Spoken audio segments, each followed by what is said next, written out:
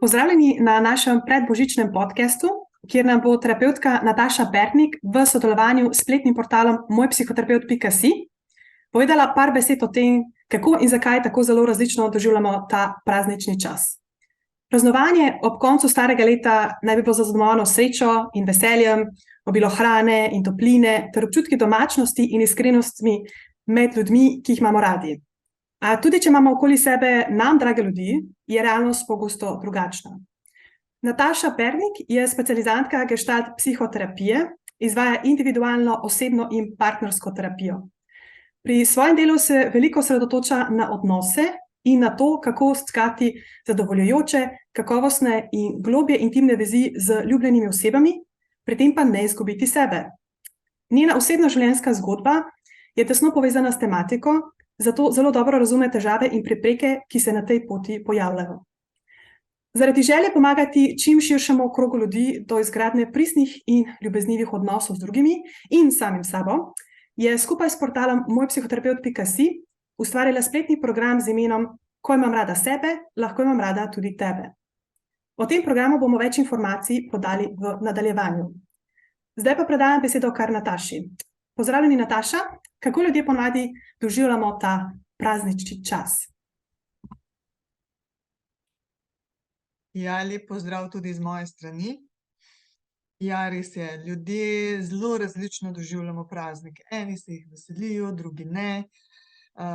Samski morda bolj pogrešajo bližino in povezanost, medtem ko tisti z družinskim življenjem v tem decembrskem času so bolj preplavljeni z službenimi obveznostmi in se utapljajo v teh, v tem stresnem času. Imajo veliko stresa v svojem življenju, veliko pritiska. In seveda logično, v tem času gre veliko energije za nakupovanje, za zavijanje daril, peko.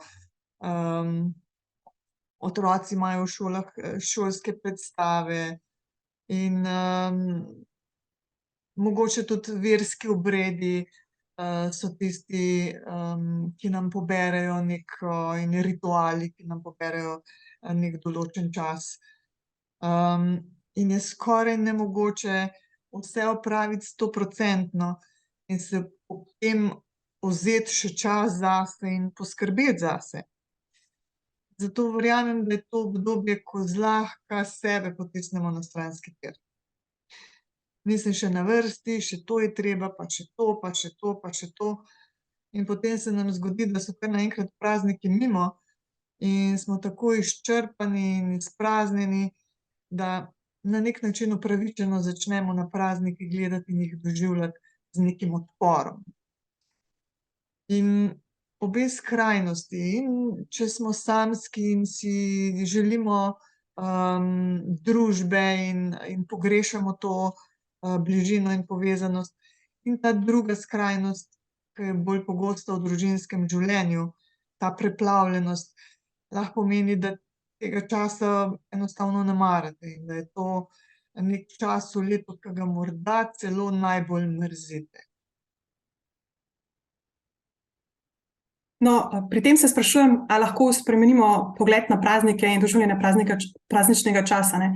Še posebej, če imamo toliko obveznosti in če nam potem te obveznosti predstavljajo toliko velik stres. A se da kaj narediti?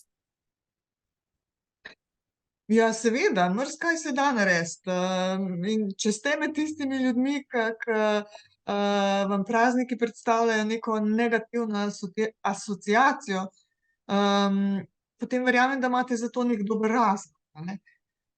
In tega se ne da spremeniti zgolj z neko pozitivno usmerjenostjo, da sem pozitivno naravnana.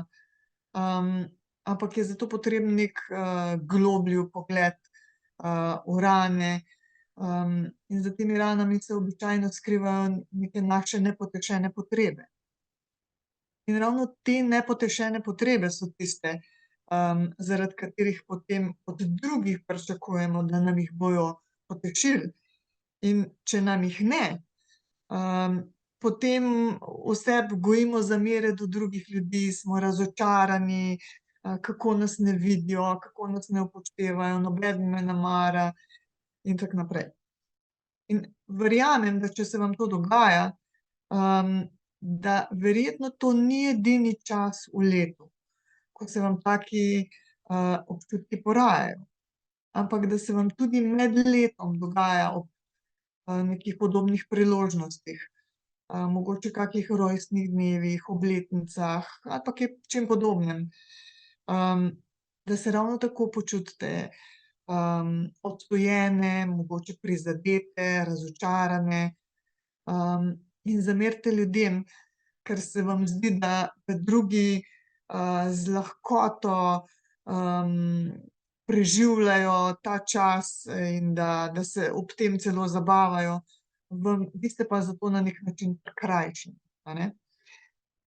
In v tem prazničnem času zelo, pogosto in z lahkoto priplava na površje ta občutek, da nisem dovolj. Bodisi ne preživim dovolj časa s svojimi otroci, ne zmorem vsega, preporedko obiščem svoje starše in potem začnemo, se s tem soočati na način, da začnemo delati, a ne, in se ujamemo v to norijo, da poskušam nadomestiti tako, da moram narediti več, da moram porabiti več, da moram biti več. In potem je to v času praznikov samo še en kamen, ki si ga obesimo okrog vratu in nas vleče navzdol. Ampak, ta občutek, ne, da nisem dovolj, in te misli, ki se zaradi tega občutka porajajo, kaj lahko sploh storimo v zvezi s tem, ne? Kako lahko preprečimo, da bi se ujeli v zanko, da potem skušamo kompenzirati ta občutek, ki ga v bistvu noben ne mara, ne, nihče se noče počutiti, da ni dovolj, da ni v redu tak, kakršen je, noben ne mara tega. Se pravi, kaj lahko naredimo, da ga potem ne poskušamo kompenzirati s tem, da začnemo na primer ugajati vsem drugim, nase pa pri tem pozabimo?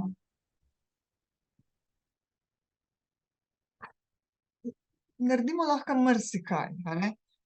Zdaj, mogoče na začetku čisto, prva stvar, ki jo lahko naredimo, je to, da pogledamo navade, ki smo jih razvili tekom, preteklih let, in jih vzdržujemo v času teh oziroma vzdržujete v času teh praznikov. A je, v tem času ste vi tisti, ki prevzemate odgovornost in za vse poskrbite, se na neki način žrtvujete, za druge, zato da je drugim lepo, da je za vse poskrbljeno. Ta lepši del praznikov pa gre mimo vas. Ali pa mogoče, ne vem, pasivno čakate, da bojo drugi, pripravili praznike, za vas in se potem to ne zgodi in ste zaradi tega užaljeni. In vam to pokvari praznik. Se pravi, lahko se znajdemo na enem ali pa na drugem koncu, tega, da delam ali pa samo čakam. Potem vso to pretiravanje, ki se ga poslužujemo, zato da bi ubežali temu nisem dovolj. Ne vem, pretiravanje s trošenjem, pretiravanje s hrano, mogoče z, alkoholom. Vse te navade, lahko naše praznične dni zapeljejo v to neželeno smer, kjer sebe puščamo na cedilu, a ne. Če poskušam ta občutek v sebi prikriti, z nečim drugim, potem se zagotovo ne zmoremo slišati in se ne sprejmemo taki, kot v resnici smo. In to, kar tudi lahko naredite, se pravi, en pregled nad temi navadami, ki jih v tem času počnemo. Potem druga stvar, ki jo lahko naredimo, je, da naredim selekcijo, čemu v tem času želite reči ne. Da mogoče zmanjšate pričakovanja. In če ste vsako leto, vpleteni v iste obrede z istimi ljudmi, ki vam mogoče sploh niso všeč. Sprejmite dejstvo, da ljudje taki, kot so, so in da v njihovi družbi pač tako, kot je. In da če želite zase drugačne praznike, si jih organizirajte po svoje, da tudi vi pridete na svoj račun. In mogoče si naredite to praznovanje na nek drug dan, ni potrebno na isti dan, kot praznujejo vsi ostali. Naredite božič en dan prej in si ga naredite po svoje, tako da bo vam po vaši meri. In seveda manj odpora čutim do navad drugih, če najprej jaz poskrbim za svoje navade, a ne, za svoje želje. Ko sem jaz upoštevana in sem jaz tista, ki sem upoštevala sebe, potem niti nimam toliko odpora do tega, kako drugi praznujejo in biti del tega. Potem ena izmed stvari, ki jo tudi lahko naredite, da v tem času spustite iz rok to popolnost in poskušate vse narediti sami. Da predate en del odgovornosti še komu. Čeprav mogoče tistemu, ki mu boste prepustili, ne bo vse naredil po vaših merilih, na tak način, kot bi vi to storili.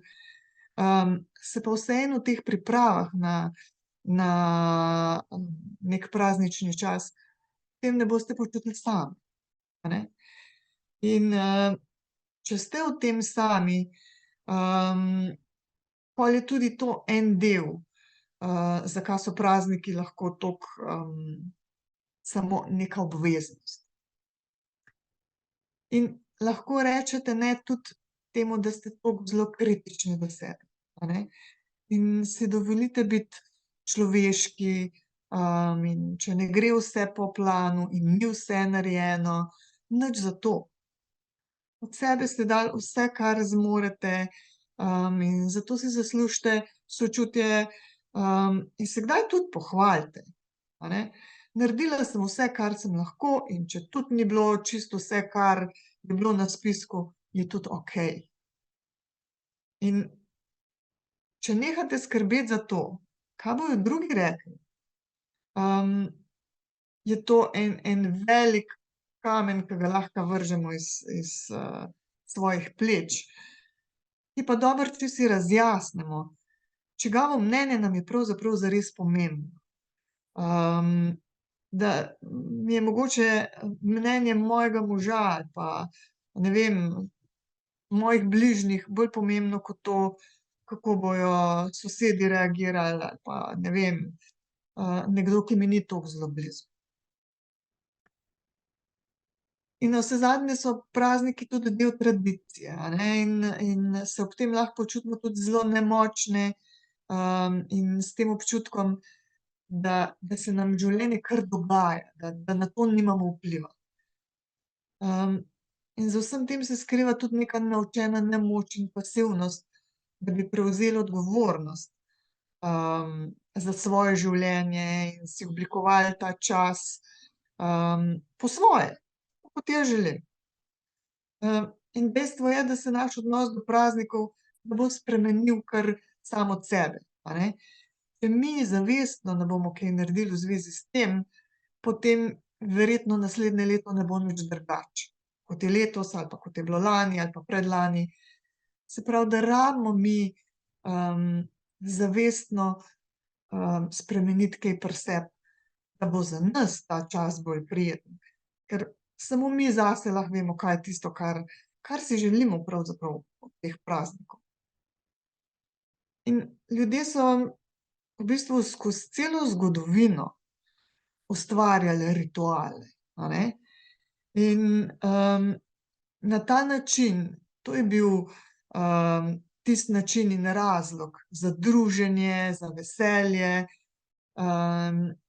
Na ta način so dali svojemu življenju neki pomen, so vdahnili eno veselje, eno radost v odnose. In rituali prav tako ustvarjajo neko predvidljivost, gotovost, tudi užitek. In del tega užitka prav v teh praznikih pride zelo do izraza, je kulinarika, a ne. In ta je osrednja tema te človeške interakcije, ustvarja povezanost, saj vemo, v polnih mizah se vsi radi družimo, so polni želodčki, občutek je prijeten, ta domačnost, in povezanost tudi med generacijami, a ne. Ljudje, če že se čez dan nimajo časa družiti, ob mizi, je takrat, ko se srečamo. In to je tisto, kar je ključno za človeško zdravje. In ta praznični čas je tudi čas, ko, si prav zavestno izkazujemo, da se imamo radi, si zaželimo marsikaj dobrega in s tem krepimo te socialne vezi, ki so prav tako ključne za človeško zdravje, ne. Bolj ko izgubljamo stik z rituali, bolj smo tudi odtujeni, osamljeni, in s to svojo držo damo tudi takšno tudi sporočilo naslednji generaciji. Če nam ti rituali niso pomembni in se umikamo, sporočamo, da nam tudi odnosi niso pomembni, ne.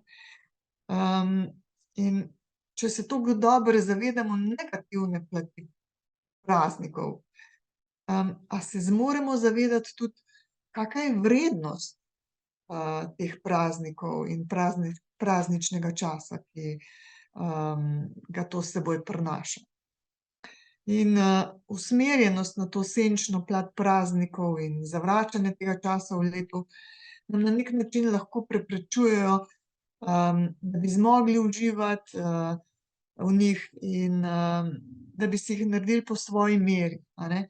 V bistvu se na neki način prikrajšamo, si prepovemo, da bi uživali v tem času. No, hvala za precej izčrpen odgovor. Ampak, ne vem, kot veste, kot je pogosto pri takih stvareh, kjer leta in leta zanemarjamo sebe, kjer pogosto vsaj nekje globoko v sebi čutimo, da je nekaj treba spremeniti, da nekaj ni v redu, da pač tako ne moremo več naprej.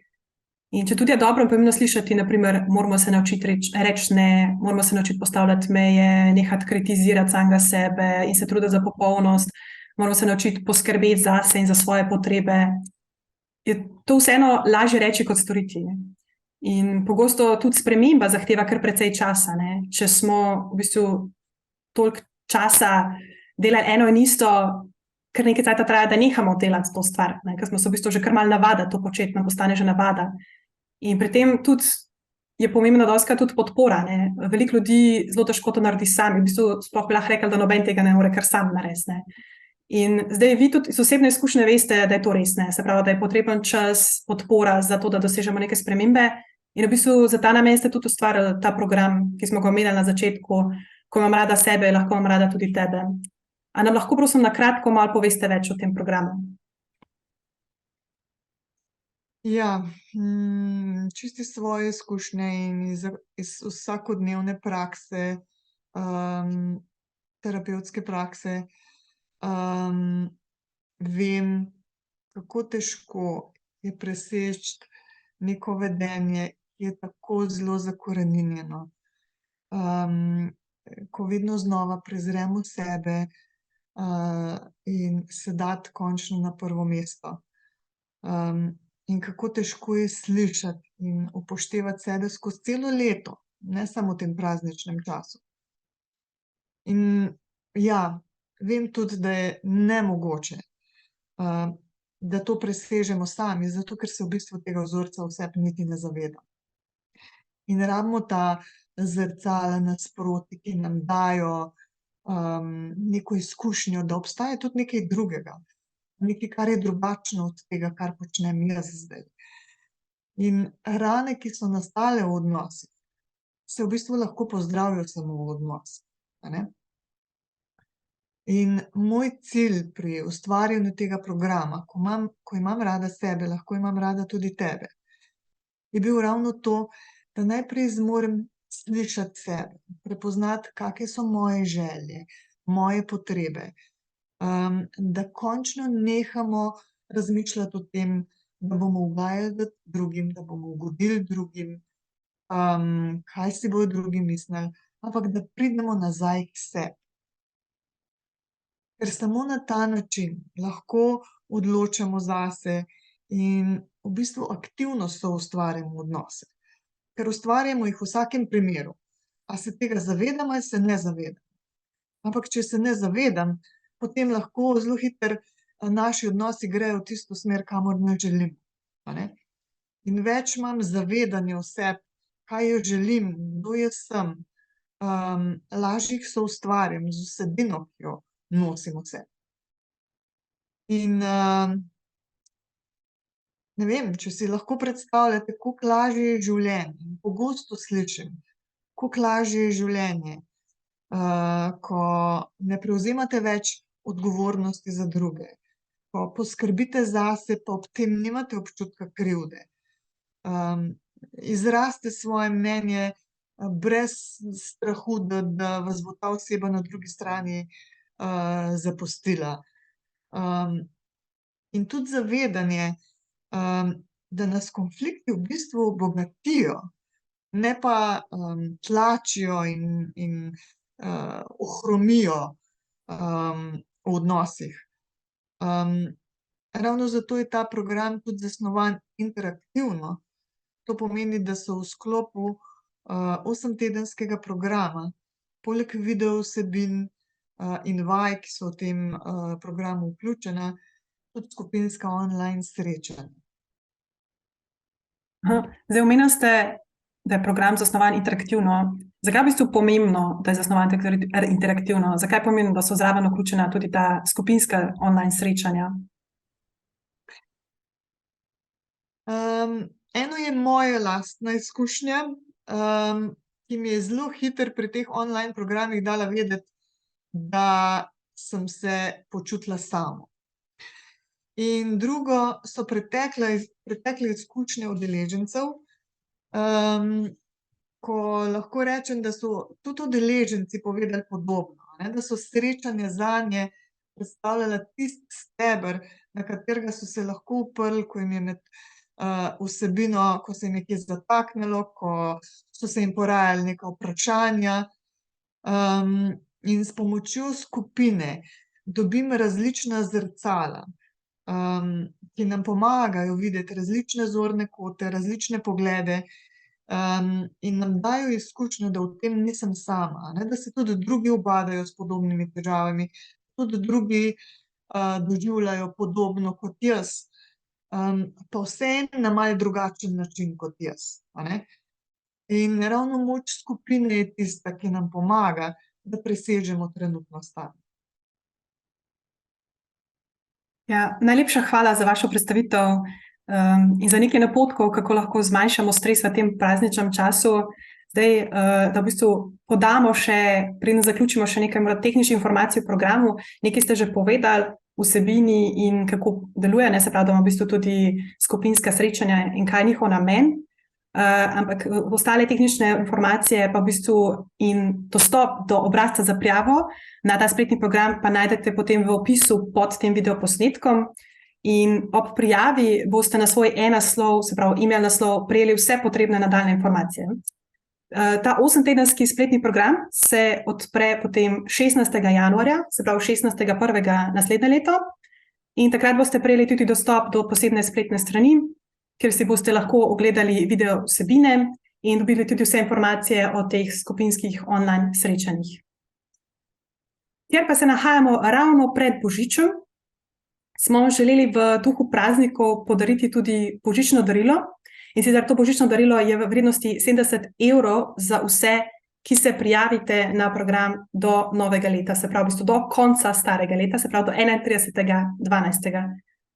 Cena programa za zgodnjo prijavo do 31.12. je tako znižana z 250 € na 180 €. Zdaj morda še niste čisto povsem prepričani, ali je spletni program, ko imam rada sebe, lahko imam rada tudi tebe, za vas. Ampak zagotovo poznate koga, mamo, očeta, sestro, prijateljico, bratranca, sestrično, ki bi se ga oziroma jo zelo razveselil. In v tem času obdarovanja, ker v bistvu tudi prej ste omenili, da se veliko kupujemo, pa trošimo, radi si poklanjamo fizične stvari in fizična darila, ampak v bistvu namen daril je pozornost. Se pravi, največje darilo v bistvu vzadje je pozornost, ko vemo, da je nekdo mislil na nas. Se pravi, ko je nekaj kupil oziroma naredil z mislijo na nas. In tudi v tem času se dogaja veliko novoletnih zaobljub, ki se nanaša predvsem na spremembo vedenj, na stvari, ki nas motijo in težijo in preprečujejo, da bi živeli polnejše življenje. Program, Ko imam rada sebe, lahko imam rada tudi tebe, je ustvarjen z namenom, da vam in vašim bližnjim pomaga ravno pri tem, pri izgradnji pristejših in bolj ljubeznivih odnosov, kar je tudi pogosta novoletna zaobljuba pri mnogih ljudeh. Zdaj, da se končno naučite reči ne, prepoznati svoje lastne meje in kako jih potem trdno tudi postavljati. In da počasi in postopoma, korak za korakom, s podporo pridete tudi v stik s seboj. In seveda na koncu, kar je glavno, da se končno naučite tudi poskrbeti zase. In v bistvu s tem tudi zaključujemo današnji predbožični podcast. Najlepša hvala za poslušanje in lepe praznike vsem. Tudi z moje strani hvala vam za udeležbo, za poslušanje in čim bolj družabne in sproščene praznike vam želim.